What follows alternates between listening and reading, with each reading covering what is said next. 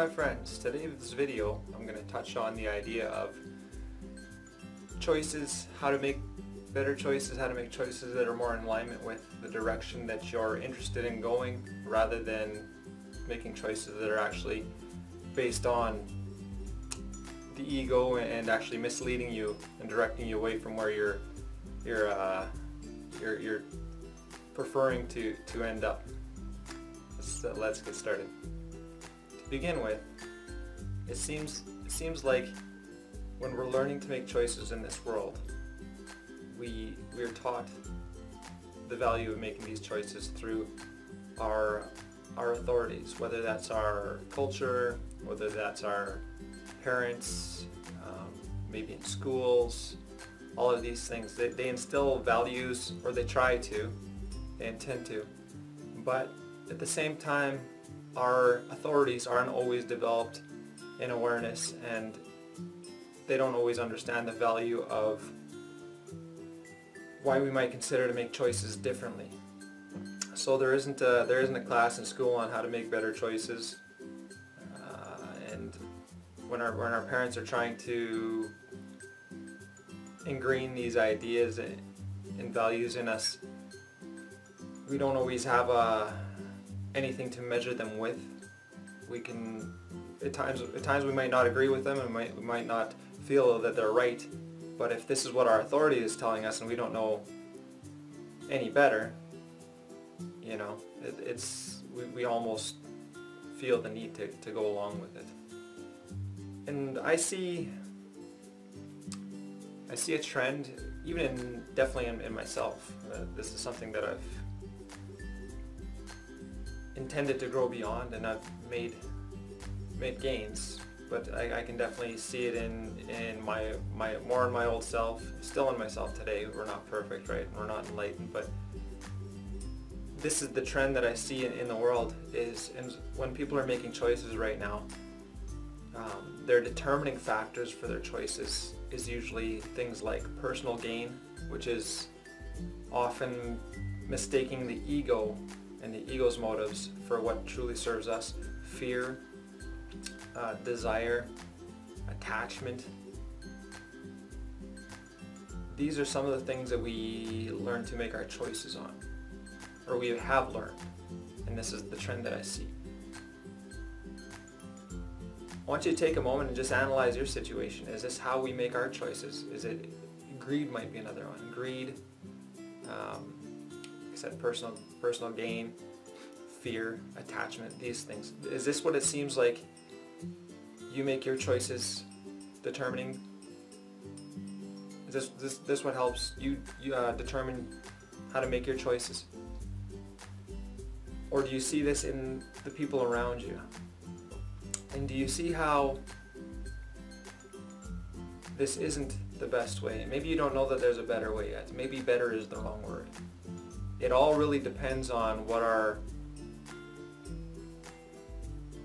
intention is, what we are trying to achieve in the long term.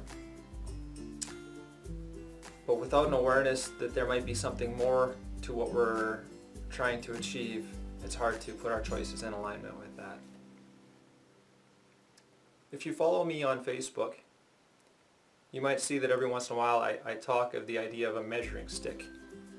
And what I'm pointing to with this idea is, when we're making our choices, it's helpful or useful to have something to measure that choice with, rather than recklessly making a decision and not comparing that to something that we know is of value. So some ideas for a measuring stick is, when we're making our choices, is to consider love is a powerful one. And when I'm talking about love, I'm talking about unconditional love. I'm not talking about lust, infatuation, and attachment. These are the ideas of the ego trying to jump in there and emulate love. And if we're not on watch for that, we can be misled. So love would be one of the measuring sticks. Another one is empowerment. And when I talk about empowerment, I'm talking about, we want to make choices that that aren't limiting us. We want to continually expand. We don't want to make a choice now that we're going to have to adjust later down the road if we don't need to, because we didn't have an eye on was this something that was empowering for me. Potential is another one. When we're making our choices, a lot of people don't end up with what they're interested in life because they're not making these choices. They're not looking at things like empowerment, and they're not looking at things like potential. They consider these things, but it's not what they determine it's not what in the end they're determining their choice on. They might let fear get in the way, and you see how a fearful choice might take you away from your potential. So if you're in alignment with love, unconditional love, you're in alignment with empowerment, you're in alignment with potential, do you see how this choice looks drastically different than maybe greed, attachment, and fear? Do you see how you're going to go? They're leading you down two entirely different paths. And it's without understanding the value of considering things like love, empowerment, and potential when you're making these choices, how can we ever expect to end up where these things would lead us? So these are, there are things like money, and money can be a very egotistical thing, but at the same time, we might need to consider money to an extent. It can be misleading for money to always be the determining factor, but there might be times that things like money might be a considering factor. And I don't want to just label money as an egoistic thing. It can definitely be at times, but that doesn't mean that it always is. Sometimes in life we do need at least a little bit of money. It doesn't mean we need to be rich or even consider things like that, but we don't want to be reckless when we're making these choices either. And the last thing I'll touch on when we're making our choices is mindfulness. We want to be aware that when we're making these choices, our intention isn't being decided by the ego. It isn't our ego that's leading the charge in all of this.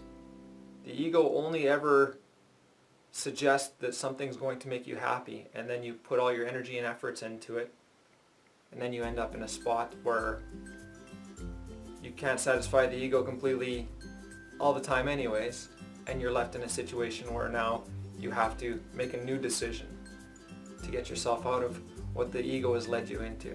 So if we can be mindful right from the get-go, more mindful anyways, there's less of a chance in ending up in a situation that our ego led us into, that now we have to make a new choice to get out. And now hopefully we can make the mindful choice and not include the ego so much.